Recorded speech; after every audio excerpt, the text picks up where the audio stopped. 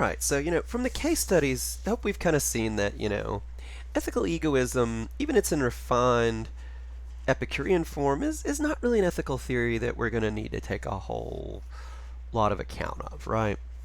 Not one that we're going to need to take super seriously. Although I do think the issues raised here, what is self-interest? How do we define it? Might a better definition of it do something to collapse some of the gap between morality and self-interest? Those are interesting, and we will return to them when we get to Aristotle. But, pure ethical egoism is not one we're going to take super seriously. But utilitarianism is the first ethical theory that I think is a major theory that if you're going to talk about ethics, you need to take seriously. In modern ethics, not just in philosophy, but I think in policy making, in medical policy making, international affairs, utilitarianism figures really in a big way. It is a moral theory that shapes a lot of how people think. It is one, whether you agree with it or not, and you guys will, look, I'm not going to pretend to be Mr. Objective above everything. I'll just lay my cards on the table. I have some serious problems with utilitarianism, but even I would say utilitarianism is a theory you need to know about because it shapes so much decision making. Even outside of a philosophy class, utilitarianism is important. You need to know this or you just won't understand some decisions that get made out in the world. All right. So, before we get into utilitarianism, let's think about some cases. What would you do? So let's look at these three cases and see what we would do and why, what most of us would do. Let's imagine first, that a space station is in orbit and its orbit's decaying and it's going to crash somewhere. This actually happened, or something kind of like this happened with the space station Skylab. It was a space station the U.S. had in the 70s. Orbit was decaying. We had finished using the rockets we were using. We hadn't switched to the space shuttle yet. We really didn't have a way to save it, right? And so look, let's imagine that if this space station falls, it's going to fall over Southern California, very heavily populated area. We can fire the thrusters and it'll probably break up over the ocean, although some of it might hit the Australian outback. Australian outback, very sparsely populated, not a lot of people live there, right? What would you do and why? Fire the thrusters or don't? The real life case was a little more complicated than this, then we'll just simplify, right? Let's take a purely hypothetical case. Let's suppose some people have been poisoned, right? Don't know how, but let's just say some people got into some poison, right? Two of the people got a light dose, but they'll die anyway if they don't get the antidote, but you have enough antidote to treat both of them. The other person got a heavier dose, and you can probably save him, although it's a little less sure, but you would have to use all the antidote on hand, and while you're saving him, waiting for more antidote to come, the other two will probably die. What would you do? Save the two, save the one, flip a coin, who knows, right? What would you do, right, of those options? Here's another one, and this actually happened. My wife was party to this settlement from Ticketmaster, this company that sold concert tickets. I don't know how much of the business they still are. I think they're still a big part of it. They lost a lawsuit, and as part of the settlement, they basically gave people free concert tickets. They basically gave you concert tickets to bands that were no longer a huge draw, right? So my wife was part of the settlement, had to choose tickets for kind of their B-string bands, people who were big in the 80s and 90s, right? And the only one she saw she even kind of wanted to see was Duran Duran. If you don't know who they are, don't worry, you're not missing a lot. We got tickets, we were going to go see them. We're both like, meh, okay, they're free, whatever, is kind of okay. It kind of stinks that it's on a Wednesday night, but, we'll go. I guess that'll be kind of fun. We talked to our friend Liz, and she's like, oh my God, I've loved these guys forever. I'm so envious of you two. I can't believe you're going. I would love to go. She's not fishing. I mean, she's not fishing to get the tickets, but she's just legitimately excited for us. And we're both like, yeah, we're not that excited to see them. I guess they're okay. Okay, all right. And after she says this, my wife Elise is like, "Well, should we give those tickets to Liz? What do you think? Should we keep them? Go to see this band that we're kind of excited about, even though it's a work night. We're gonna be tired the next day." Or should we give them to our friend Liz, who is absolutely in envy of us, would be delighted to see these guys? What should we do? Well, I think in the Skylab case, most of you would have said, fire the thrusters, right? Why? Well, someone might get hurt if this thing falls over the outback, but it's unlikely, right? It's much more likely that someone will get hurt, and even more likely that more people will get hurt if this thing falls over San Diego, LA, places like that, right? The antidote case, I'm going to guess most of you probably said we'll give the antidote to the 2 people. It's horrible, but if we can save 2 people instead of 1, that's 1 life on balance, 1 more life that we've saved. A lot of you might have also said, yeah, just go on and give these tickets to your friend Liz, right? She's going to be super happy. You guys are going to be like, all right, we're not even going to miss them, right? Well, if you dig a little deeper here, why would you say do each of these things? You'd probably say something like, well, it has the best consequences, right? Debris much less likely to hurt or kill anybody over unpopulated area. 2 lives saved instead of 1. 1 person super happy rather than 2 people kind of like, yeah, okay, I guess it's a little, whatever, a little bit happy, right? If you dug a little deeper here, you might have even said something like, well, doing this creates the most happiness. And that's the basic idea of utilitarianism. The right thing to do, the right action in any case, the morally good thing, the morally correct thing to do, is whatever creates the most overall happiness. And the utilitarian, for them, happiness is the same thing it was for the Epicurean, right? For utilitarian, happiness is nothing more than pleasure and the absence of pain. In fact, utilitarianism looks a bit like Epicureanism, at least in this first point, right? You say, question, what is good? What makes someone's life go well? The utilitarian answer is happiness, and happiness is nothing but pleasure in the absence of pain. Where the utilitarian differs from the Epicurean is that they're not an egoist, right? The Epicurean will say, well, ultimately my own happiness, that's all, we should care about each of us, our own happiness. The utilitarian will say, we should care about everyone's happiness, and everyone's happiness equally. So we'll fill this out a little bit more, right? For utilitarian, the right action, the right thing to do, is whatever creates the greatest overall happiness in this situation. Of all your options, which is going to create the greatest overall happiness? The greatest overall happiness means the most pleasure and the least pain for everyone affected. For the Epicurean, it's just you, yourself, that you're concerned about at the end of the day. For the utilitarian, you should think of everyone's overall happiness. Well, how do we figure out what creates the greatest overall happiness? This is actually a little bit more complicated than it might seem. Utilitarianism actually seems like a really simple theory, and the basic idea of utilitarianism, create the most happiness, is pretty simple. But applying utilitarianism, and I want you guys to keep this in mind because people make a mistake with this, applying utilitarianism is often a little bit complicated. You often have to do a little more work than you think you have to. So Bentham's utilitarian calculus, he gives us these considerations, almost a formula, to figure out what creates the most happiness. You have to think about The intensity.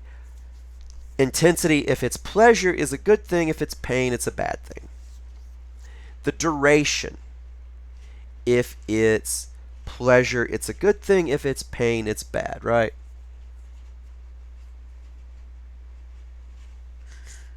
You know, you might prefer to have like a really sharp pain for a second more than you would a dull headache all day, right? Intensity matters, duration matters too. The certainty or uncertainty, which is basically the odds or the chances it will happen, right? You might prefer a sure thing with happiness, let's say an ice cream cone, rather than a 1 in a million chance of something that will make you much, much happier, say $1 million, right? If you offered me a lottery ticket or an ice cream cone, I would probably take the ice cream cone because the ice cream will almost certainly make me happy. The lottery ticket almost certainly won't, right? How near or far away in time? The sooner something happens, if it's pleasure, the better. If it's pain, it's better, right? The longer away something happens, if it's pleasure, it's less good. If it's pain, it's less bad. The purity, right?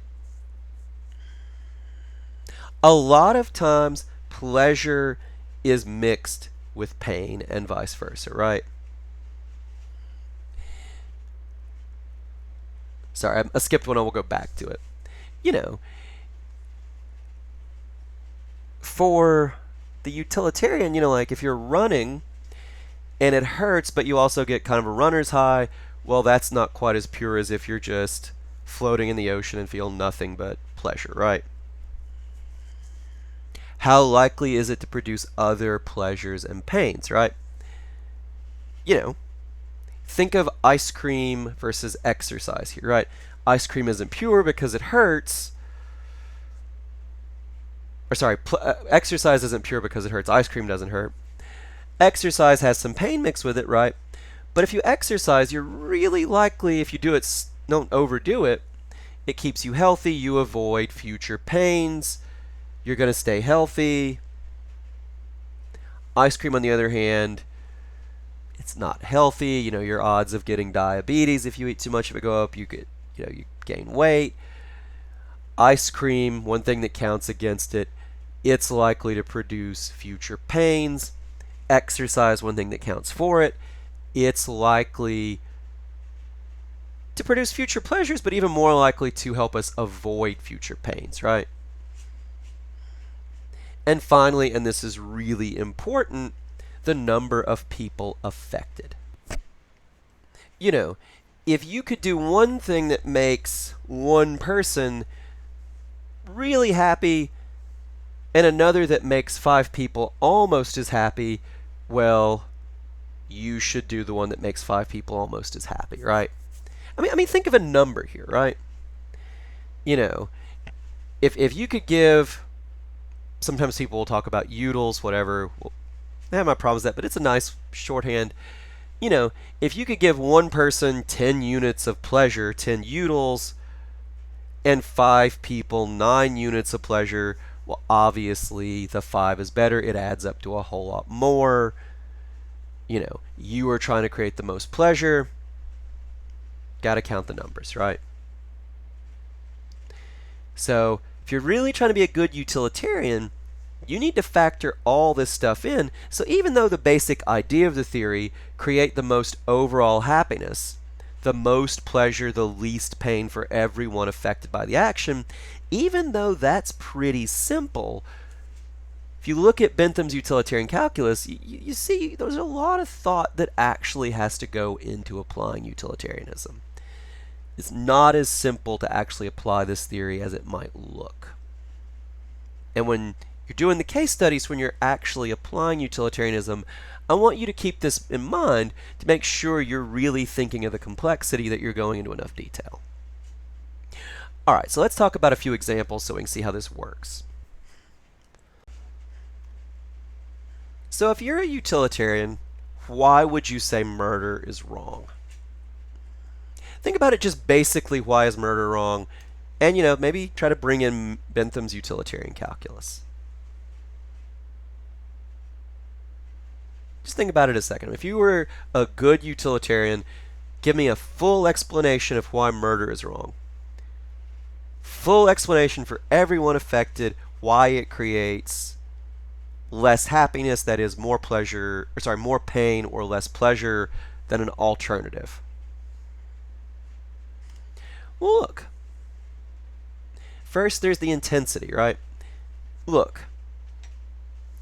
Probably, for a lot of murders, killing this person, I hate to say this, but this is probably true in a lot of cases, killing this person might make the murderer a bit happy. He wants this person dead, kills them, gets what he wants, right? But there's a much more intense unhappiness, much more intense pain for those who are close to the victim, who love the victim, who are friends with him, right? And think about the intensity too. The victim is deprived of all future possible pleasure. That's a big thing that has to count too. Number of people affected. Again, probably just one person who might be made happy by killing this person. More people unhappy. There's the friends of the victim. There's the family. Society generally doesn't like when people are killed, right? When you read about a murder in the newspaper, it makes you unhappy and scared, right? How likely is this to produce other pleasures and pains? Well, if we even think about the murderer, right, it's somewhat likely to produce a lot of pain for him. There's always a pretty good chance he will get caught. It's also, depriving society of all the contributions the victim might have made. That is going to create future pains, or more likely deprive society of future pleasures, right? There's a huge social cost. Why is murder wrong? Deprives victim of happiness, makes friends and family sad, and it deprives society of the contribution to overall happiness the victim might have made, right? Why should we as a society do what we can to discourage heroin abuse and the abuse of other other very addictive drugs? Why should we make them illegal, or at least do what we can to discourage people from using them?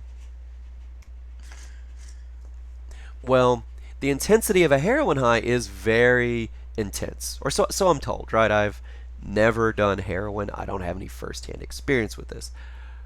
But people are pretty unanimous that a heroin high is a very intense, pleasurable experience.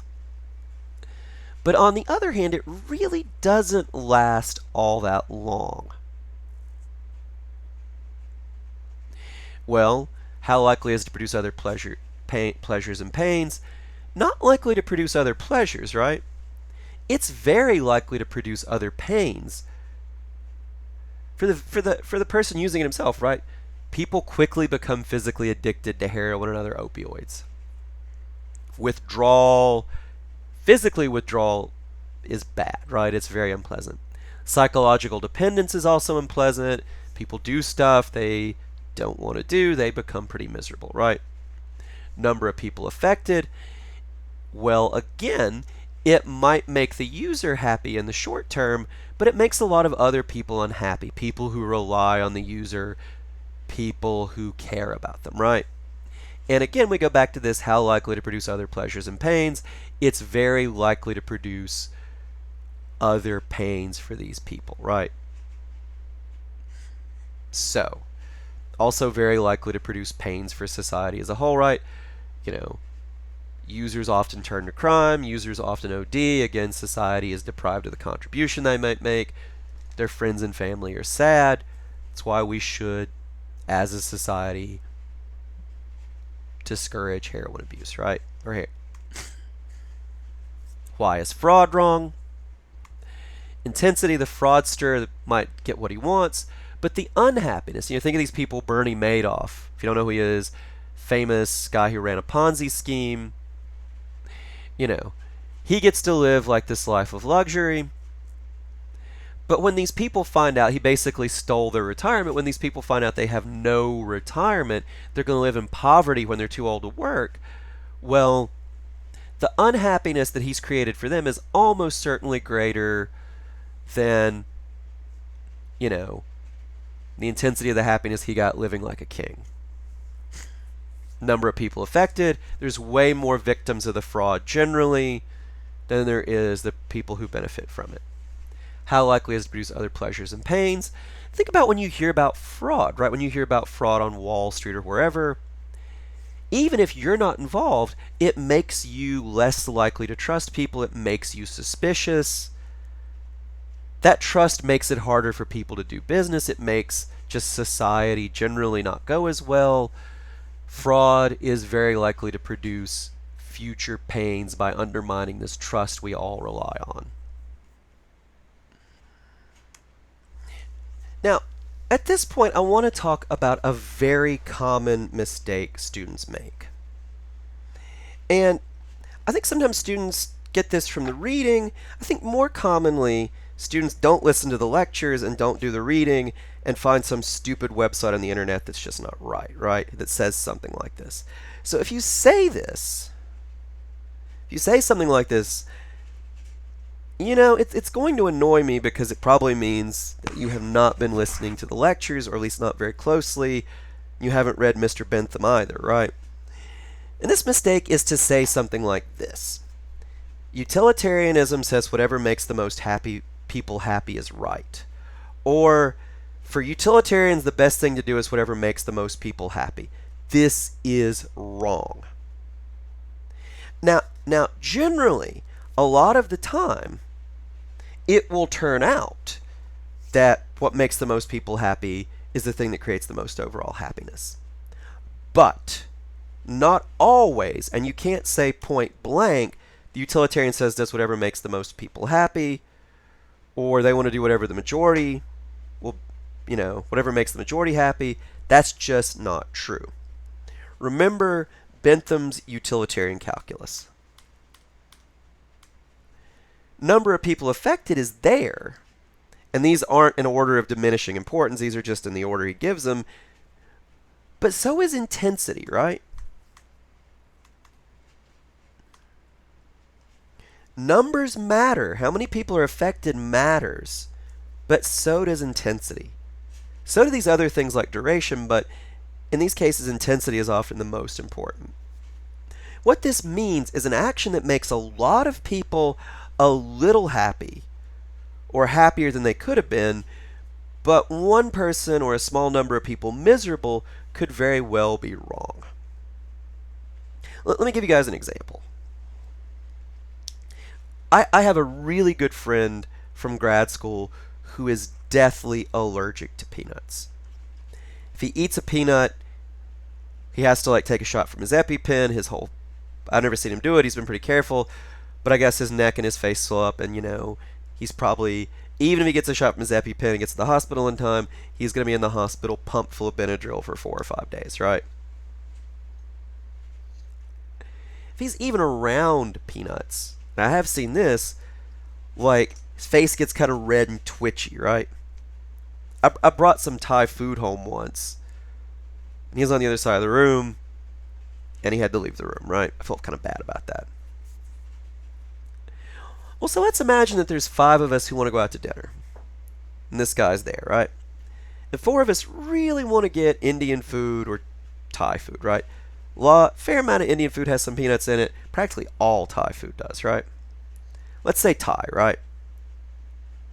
Thai or Indian, he can't really eat any Indian food either. So, we really want Thai or Indian, but we'd be pretty happy with burgers, right? Getting burgers will make the 4 of us a little happier, but given how getting Indian or Thai will make the 4 of us a little happier, but given how unhappy it would make him, he probably can't even go with us. If he does, he'll just have to sit there with his face twitching and itching while we eat. We'd be a little less happy eating burgers. He would be way happier if he could eat burgers and get food that won't kill him. Even though Thai food is the option that makes the most people the happiest, given the intensity of the happiness and unhappiness involved, going for burgers is probably the best option, right? Keep this in mind. Intensity matters. You know, again, think of it this way, or think of like the reverse of my cake example. You know, when do you have more money, right? If you have $51 bills or one $100 bill, right? When you have one $100 bill, right? Something that makes 50 people a little bit, just tiny bit happy would probably not be justified if it made one person incredibly miserable, right? Or if we can make that one person blissfully happy at the cost of making these 50 people just a little tiny bit sadder, right? Intensity matters. In the same way that denomination on bills and money matters, intensity matters for the utilitarian. It's not just how many people are affected. So that's the basic utilitarian framework. Now, Bentham is very good for presenting the basic utilitarian framework. He's a little dry, he's not a great writer, but basic utilitarian framework he's very good at. He's not so good at thinking of objections. Mill, who we will read next and discuss in the next couple lectures, is much better when it comes to thinking of objections to utilitarianism. So the next couple lectures will be thinking about some objections to utilitarianism and some answers. But I do want to consider one objection to utilitarianism before we end this lecture. All right. And so, to set the objection up, I want to tell you guys a story. And as far as they know, this actually happened. I mean, the first part definitely happened. The second part is probably true. So, in Passau, Germany, there's this boy, turn of the century, he falls through the ice, he's drowning in shallow water. What should one do? Well, another boy who was, you'll often see this called a drowning boy saved by the priest case. The boy who saves him wasn't a priest yet, but he was a boy who would later become a priest. And he sees this other, I think, slightly younger boy drowning, dives in, saves him, pulls him to the shore. Was this the right thing to do? Was this the right thing to do if you were, just generally ask yourself, but especially if you're a utilitarian, was this the right thing to do and why? Well, the one boy, the older boy, would later grow up to be a priest. We know this much happened. We know that this boy did fall on the ice and another boy saved him. Now, there is a local legend in Passau, and the priest actually said this was true. He said this to his fellow priests later in life. The legend is that the boy who was drowning was a young Adolf Hitler. Why does this create a problem for utilitarianism? Well, look, this boy did this apparently great heroic action, pulls another kid from the ice, but it has these unforeseeable, impossible to guess consequences. By pulling this boy from the ice, assuming it was Hitler, and there's pretty good evidence it was, the priest said it was, the locals say it was, Hitler was exactly the right age to match up to the newspaper story about the drowning boy. By saving this drowning Hitler, this boy led to the deaths of millions, right? And so here's why this is an objection to the utilitarian. You can never know for certain the consequences of your actions.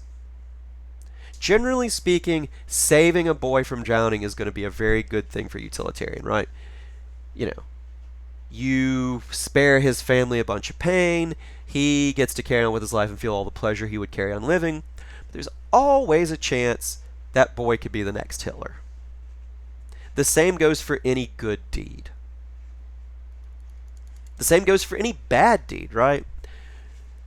The drunk driving home from the bar who hits the pedestrian in the crosswalk, well, seems like a horrible thing, but that guy could have been the next Hitler too, right? Or, somebody else who's a horrible, horrible person who's done horrible things. Well, if you can never know the consequences of your actions, then it seems utilitarianism is impossible, right? It says to do whatever creates the most happiness, but we just have no idea because we don't know for certain the consequences of our actions.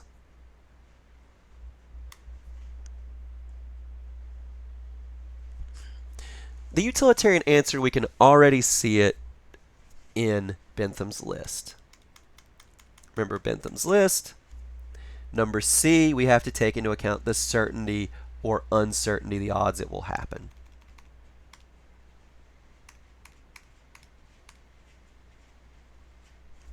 You must take both the odds and the nearness in time into account. There's always a possibility that a good action could have horrible, horrible consequences out in the future, but that's really unlikely. And also in the present term, what are the consequences going to be? They're going to be very good, right, for saving a little child from drowning in water. Yes, there is some slim, very, very slim chance that the kid you save from the water or whoever you save with any other good deed will be the next Hitler or Pol Pot, right? Pol Pot, another horrible person who killed millions. But on the other hand, he will certainly lose all future happiness if he dies, this boy in the water. And the family will almost near certainly be very sad. Very long odds that he's the next Hitler or Pol Pot. Very, very almost certain odds. Lots of people will be sad, certain that he will lose future happiness. And it's just as likely this kid will be the next Lincoln or the next Jonas Salk. Salk is the guy who invented the polio vaccine, as the next Hitler. Though the real likelihood is he'll just be an ordinary person, right? So the utilitarian will say, yes, you don't know for sure the consequences of your actions, but you know the likely consequences. Very, very, very, very, very unlikely that saving a child from drowning will have horrible consequences. Very likely, almost certain, that it will have very good consequences. And look, think of it this way. If you want to press this objection too much, here's what the utilitarian would say. Look, it is possible if you put every dime you had into lottery tickets, you'd win $1 million, right? Or 20 million. But it's much more likely that if you put your money in safe investments, you're going to have more money in 20 years. Everybody who's investing for retirement, this might be a little distant from y'all, but everybody who's investing for retirement who has any sense, even though there's some very small chance they could win the lottery with the money, if they have any sense, they put it in safe investments, right? The utilitarian will say, in ordinary life, we all play the odds. Don't pretend it's something exceptional for my theory.